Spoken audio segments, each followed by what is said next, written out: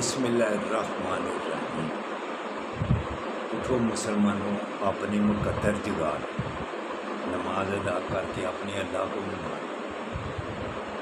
ان کے دیکھ چشم دل لاتا ہے لطف کیا نماز میں، ہر طرف آتا ہے نظر نور خدا نماز میں۔ دوستوں برخوردار اللہ کی رحمتیں پکار پکار کر کہہ رہی ہیں کہ اٹھو، جو کچھ بھی لینا ہے اس وقت میرے سے مانگو۔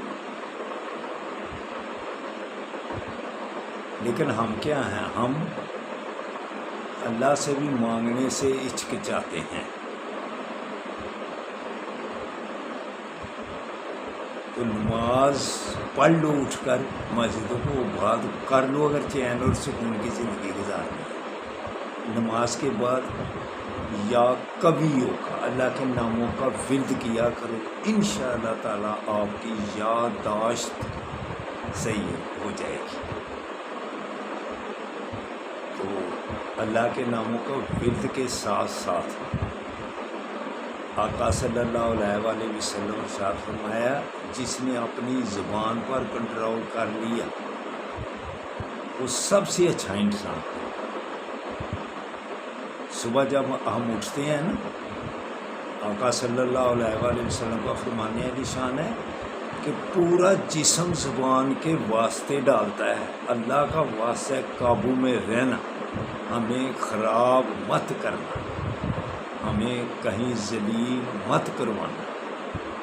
تو دوستو میرے برخوردار، الفاظ کے چناؤ صحیح رکھا کر،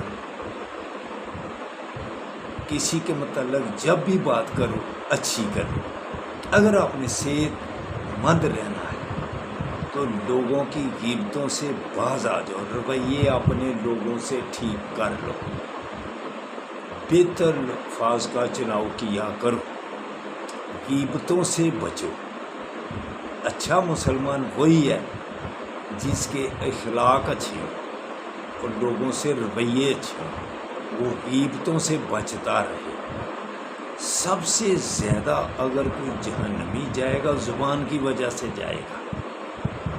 بڑے سے بڑے گناہ گار بھی بچتے جائیں گے، لیکن زبان کو جو لگام سے رکھنے سے باز پیچھے رہتا ہے وہ زیادہ پھنس جائے گا۔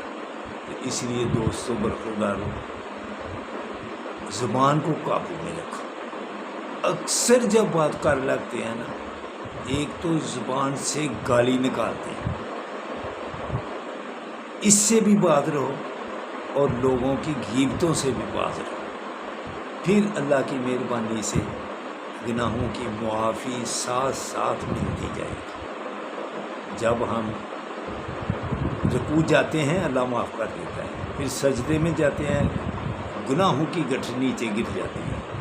تو دوستوں برخوردارو، مسجدوں کو آباد کر لو اگر اللہ کو راضی کرنا ہے، ورنہ پتہ ہے کیا کہتا ہوں، زیرو ہے جو اللہ کے آگے گردنیں جھکانے سے پیچھے ہے، گردنوں سے سریے نکال دو،